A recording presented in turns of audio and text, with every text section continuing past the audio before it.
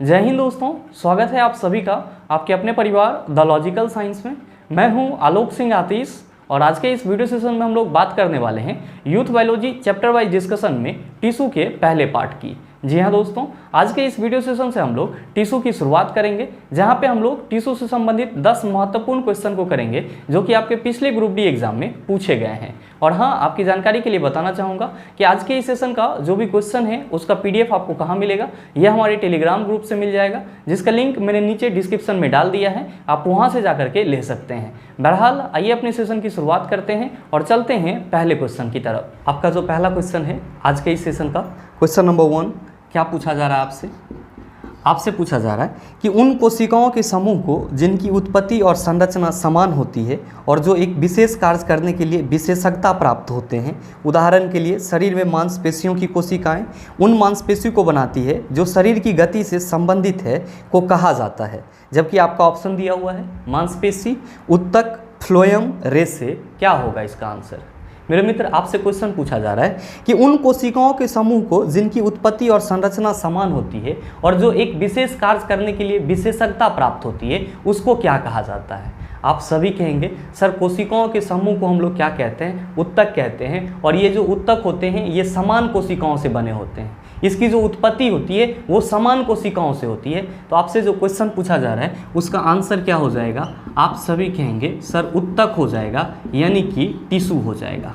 तो आप बताइए कि आपका सही ऑप्शन क्या होगा? आप सभी कहेंगे sir option number B is the right answer of this question.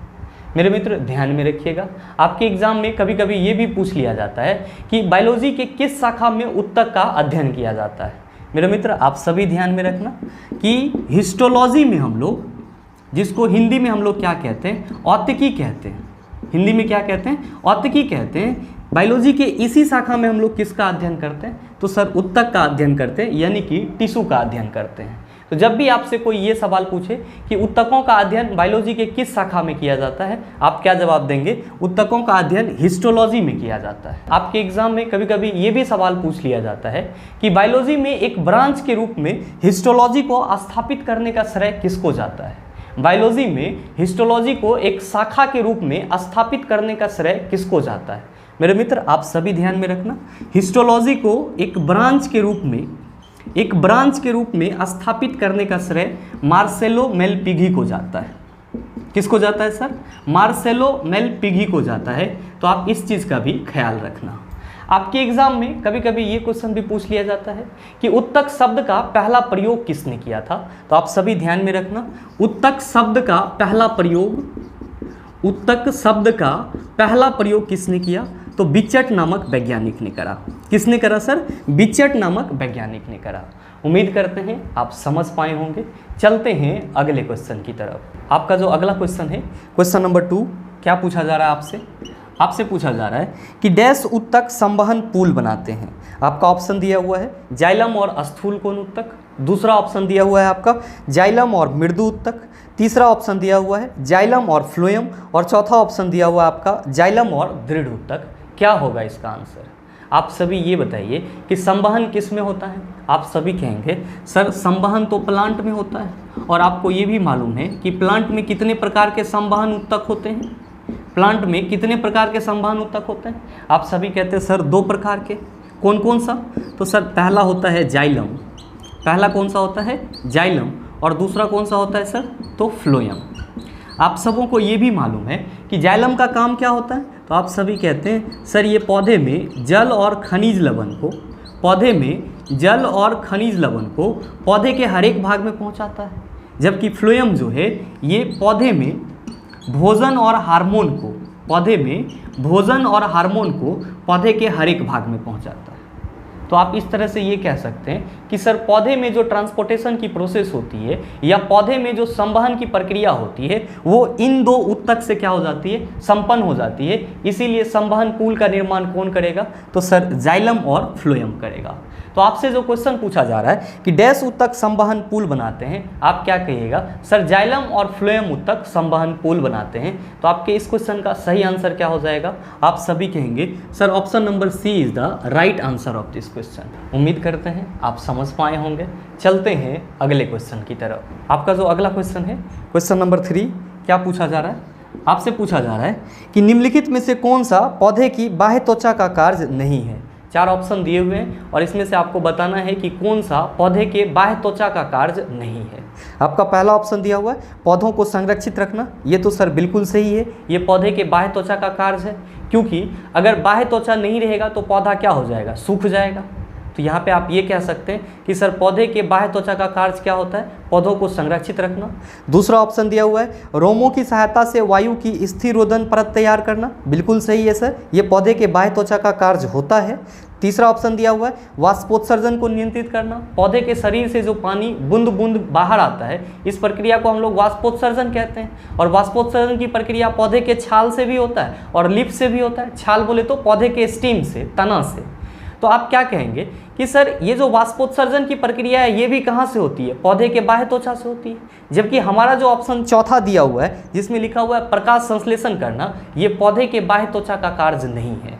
पौधे के बाह्य त्वचा का कार्य क्या नहीं है, तो सर यहाँ पे प्रकाश संश्लेषण की प्रक्रिया नहीं होती है। तो आपके इस क्वेश्चन का सही आंसर क्या होगा, आप सभी कहेंगे सर ऑप्शन नंबर डी हो जाएगा। मेरे मित्र ध्यान में रखिएगा, आप सभी के मन में सवाल उठ रहा होगा कि सर प्रकाश संश्लेषण क्या है, तो बताने की कोई ज़रूरत नहीं है। प्रकाश संश्लेषण पौधे द्वारा भोजन बनाने की क्या है सर, प्रक्रिया है, जिसके द्वारा पौधा क्या करता है, अपना ग्लूकोज का निर्माण करता है। पौधा क्या करता है, अपना ग्लूकोज का निर्माण करता है। ध्यान में रखिएगा, आपके वातावरण में जो CO2 है उसको कौन हटाता है, तो सर आपके वातावरण में जो CO2 है वो प्रकाश संश्लेषण की प्रक्रिया के द्वारा क्या होता है, हट जाता है। ध्यान में आप ये भी रखिएगा, आपके एग्जाम में कभी कभी ये भी पूछा जाता है कि प्रकाश संश्लेषण प्रक्रिया का उप उत्पाद क्या है, बाई प्रोडक्ट क्या है। प्रकाश संश्लेषण प्रक्रिया का उप उत्पाद क्या है, बाई प्रोडक्ट क्या है। आप सभी क्या कहेंगे, सर ऑक्सीजन जो है ये प्रकाश संश्लेषण प्रक्रिया का क्या है, बाई प्रोडक्ट है। आप इस चीज़ का ख्याल रखेंगे। उम्मीद करते हैं समझ पाए होंगे। चलते हैं अगले क्वेश्चन की तरफ। आपका जो अगला क्वेश्चन है, क्वेश्चन नंबर 4, क्या पूछा जा रहा है आपसे, आपसे पूछा जा रहा है कि कौन सा अस्थायी उत्तक एक पौधे को कठोर और मजबूत बनाता है। आपका ऑप्शन दिया हुआ है कॉलेनकाइमा, दूसरा ऑप्शन दिया हुआ है एस्केलेरेनकाइमा, तीसरा ऑप्शन दिया हुआ है पेरेनकाइमा और चौथा ऑप्शन दिया हुआ है आपका एरेनकाइमा। क्या होगा इसमें आंसर, मेरे मित्र आप सभी ध्यान में रखना कि जो आपका पेरेनकाइमा होता है, जो पेरेनकाइमा होता है इसका हिंदी क्या होता है, तो आप सभी कहते हैं सर ये मृदु उत्तक कहलाता है। और जो आपका कॉलेनकाइमा होता है, जो आपका कॉलेनकाइमा होता है इसका हिंदी होता है स्थूल कोण उत्तक। इसका हिंदी क्या होता है, स्थूल कोण उत्तक होता है। और जो आपका एस्केलेनकाइमा होता है, जो एस्केलेनकाइमा होता है इसका हिंदी होता है सर दृढ़ उत्तक। इसका हिंदी क्या होता है, दृढ़ उत्तक।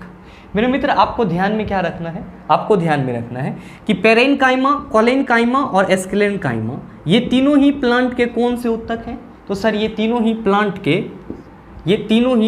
के सिंपल परमानेंट टिश्यू हैं। प्लांट के कौन सा उत्तक है सर, तो सर सिंपल परमानेंट टिश्यू है, यानी कि आप कह सकते हैं सर ये तीनों ही प्लांट के सरल अस्थायी उत्तक हैं। मेरे मित्र आप सभी ये भी ध्यान में रखना कि मृदु उत्तक का काम क्या होता है, तो सर ये पौधों को संरक्षण देता है, यानी कि पौधों को संरक्षण प्रदान करता है। दूसरा आपका जो स्थूल कोण उत्तक होता है ये पौधे को यांत्रिक सहायता प्रदान करता है। जबकि जो आपका एस्केलेनकाइमा है जिसका हिंदी दृढ़ उत्तक होता है, ये पौधे को क्या करता है सर, कठोरता प्रदान करता है और मजबूत बनाता है, दृढ़ बनाता है। तो इसके नाम में ही दृढ़ लगा हुआ है। तो जब भी आपसे ये क्वेश्चन पूछा जाए कि कौन सा अस्थायी उत्तक एक पौधे को कठोर और मजबूत बनाता है, कठोर और मजबूत बनाने का मतलब क्या हुआ, दृढ़ बनाना, तो आप सभी क्या कहेंगे, आप सभी कहेंगे सर दृढ़ उत्तक पौधों को क्या करता है, कठोर और मजबूत बनाता है। तो आप बताइए कि आपका सही आंसर क्या होगा। आप सभी कहेंगे सर हमारे ऑप्शन में, ऑप्शन नंबर बी में एस्केलेनकाइमा दिया हुआ है, जो कि हमारे इस क्वेश्चन का सही आंसर है। उम्मीद करते हैं समझ पाए होंगे। चलते हैं अगले क्वेश्चन की तरफ। आपका जो अगला क्वेश्चन है, क्वेश्चन नंबर 5, क्या पूछा जा रहा है आपसे, आपसे पूछा जा रहा है कि निम्न में से कौन सा विकल्प तने और जड़ों के शीर्ष पर पाया जाता है। आपसे क्वेश्चन पूछा जा रहा है कि निम्न में से कौन सा उत्तक तने और जड़ों के शीर्ष पर पाया जाता है। जबकि आपका ऑप्शन दिया हुआ है शीर्ष विभोज्योतक, दूसरा ऑप्शन दिया हुआ है पेरेनकाइमा, तीसरा ऑप्शन दिया हुआ है एस्केलेनकाइमा और चौथा ऑप्शन दिया हुआ है आपका पार्श्व विभोज्योतक। क्या होगा इसका आंसर। मेरे मित्र आप सभी ध्यान में रखना कि प्लांट टिश्यू दो प्रकार के होते हैं। प्लांट टिश्यू कितने प्रकार के होते हैं? 2 प्रकार के होते हैं। पहला होता है आपका मेरिस्मेटिक टिश्यू। पहला क्या होता है सर? मेरिस्मेटिक टिश्यू, जिसको हम लोग हिंदी में क्या कहते हैं सर? तो हिंदी में विभोज्योतक उत्तक कहते हैं। और दूसरा होता है परमानेंट टिश्यू, जिसको हम लोग हिंदी में क्या कहते हैं सर? परमानेंट टिश्यू को हिंदी में हम लोग अस्थायी उत्तक कहते हैं। आपको ध्यान में ये भी रखना होगा कि जो मेरिस्मेटिक टिश्यू होते हैं ये 3 प्रकार के होते हैं। पहला होता है एपिकल मेरिस्टेम। पहला कौन सा होता है आपका? Apical meristem. दूसरा आपका होता है लैटरल मेरिस्टेम और तीसरा होता है आपका इंटरकैलरी मेरिस्टेम। इंटरकैलरी मेरिस्टेम, ये तीनों क्या है सर? तो ये तीनों मेरिस्मेटिक टिश्यू के प्रकार हैं। मेरे मित्र ध्यान में आप ये भी रखिएगा, एपिकल मेरिस्टेम को हम लोग हिंदी में क्या कहते हैं? तो सर इसी को हिंदी में हम लोग शीर्ष विभोज्योतक उत्तक कहते हैं।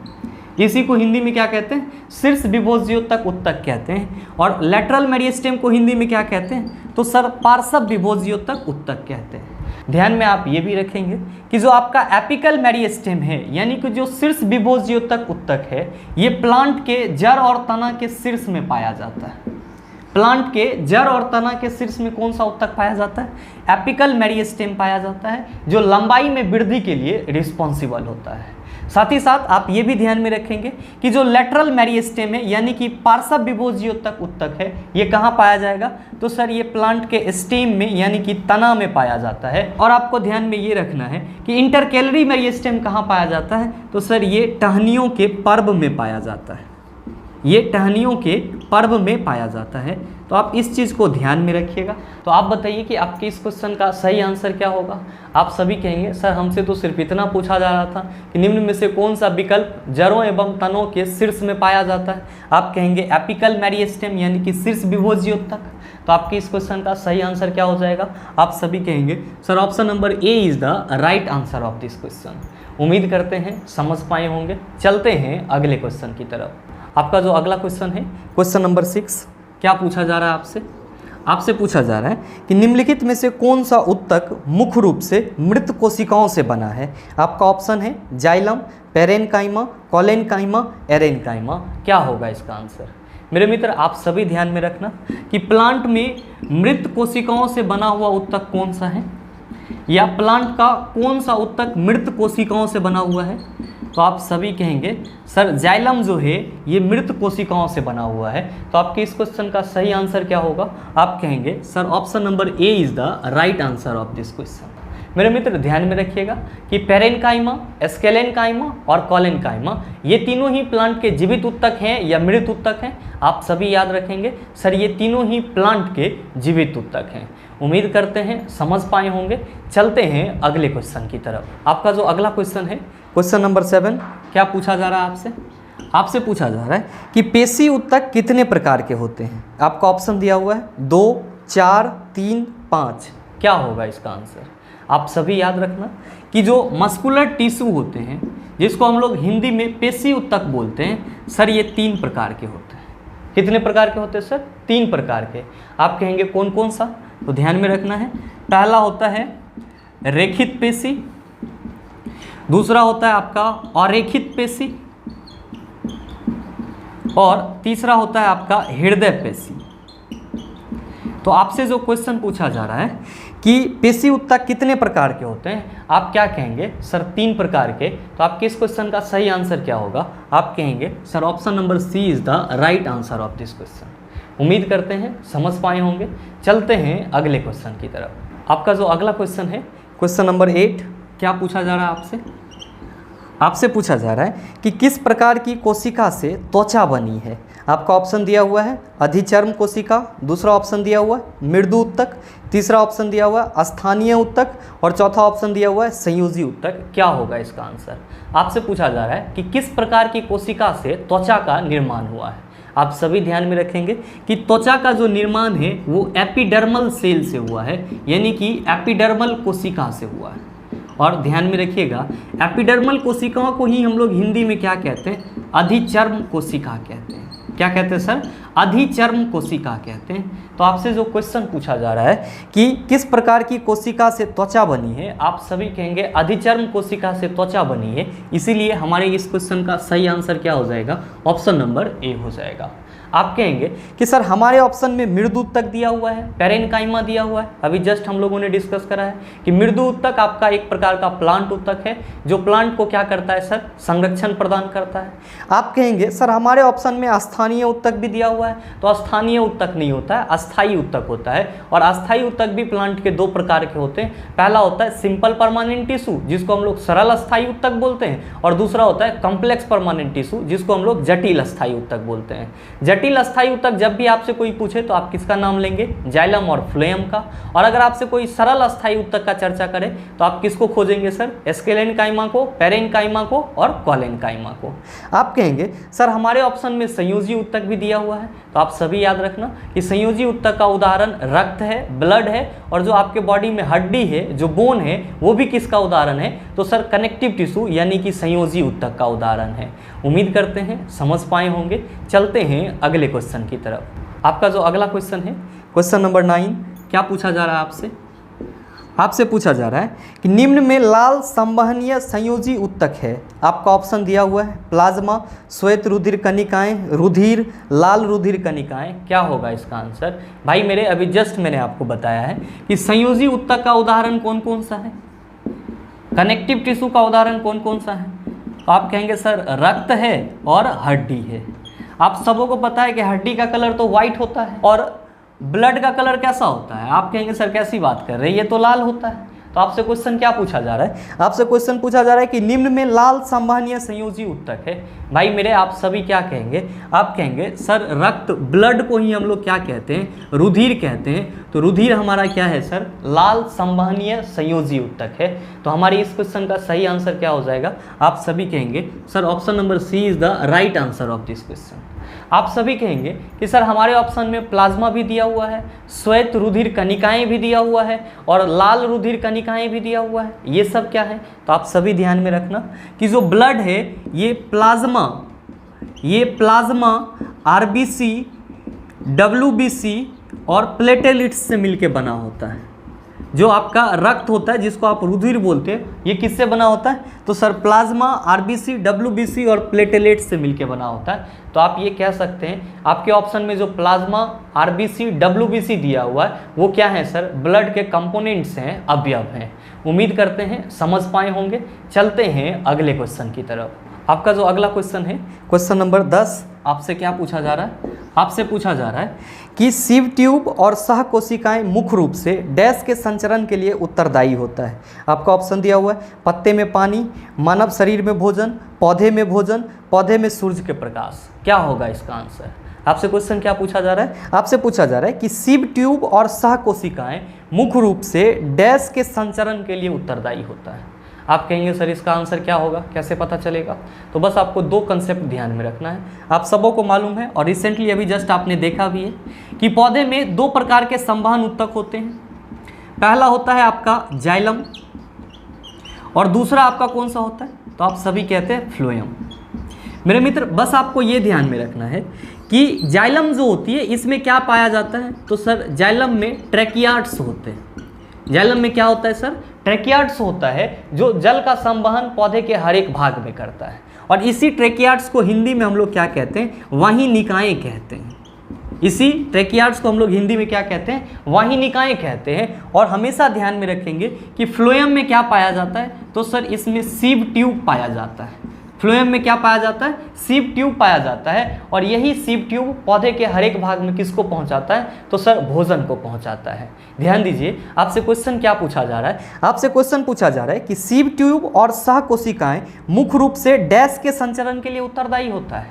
आप कह रहे हैं कि सीव ट्यूब फ्लोएम में पाया जाएगा और फ्लोएम का कार्य क्या है, तो सर ये भोजन को एक जगह से दूसरे जगह पहुंचाता है। तो आपके इस क्वेश्चन का सही आंसर क्या होगा, आप सभी कहेंगे सर सीव ट्यूब और सहकोशिकाएं पौधे में भोजन के संचरण के लिए क्या होता है, आवश्यक होता है। तो हमारे इस क्वेश्चन का सही आंसर ऑप्शन नंबर सी हो जाएगा। मेरे मित्र उम्मीद करते हैं यहाँ तक के जितने भी क्वेश्चन थे आप उसको आसानी से समझ पाए होंगे। अब इस टाइप का प्रश्न अगर आपको दोबारा दे दिया जाए तो आप उसका जवाब आसानी से दे सकते हैं। और हाँ, उम्मीद ये भी करते हैं वीडियो आपको अच्छा लगा होगा। अगर आपको वीडियो अच्छा लगा तो वीडियो को लाइक कीजिएगा, शेयर कीजिएगा और चैनल पे नए हैं तो सब्सक्राइब करके बेल आइकन दबा लीजिएगा ताकि इस तरह के एग्जाम रेलेवेंट वीडियो का नोटिफिकेशन सबसे पहले आपके पास पहुंचे और आप उसका भरपूर फायदा उठा पाए। मिलते हैं फिर अगले सेशन में, तब तक के लिए best of luck. Thank you, have a nice day.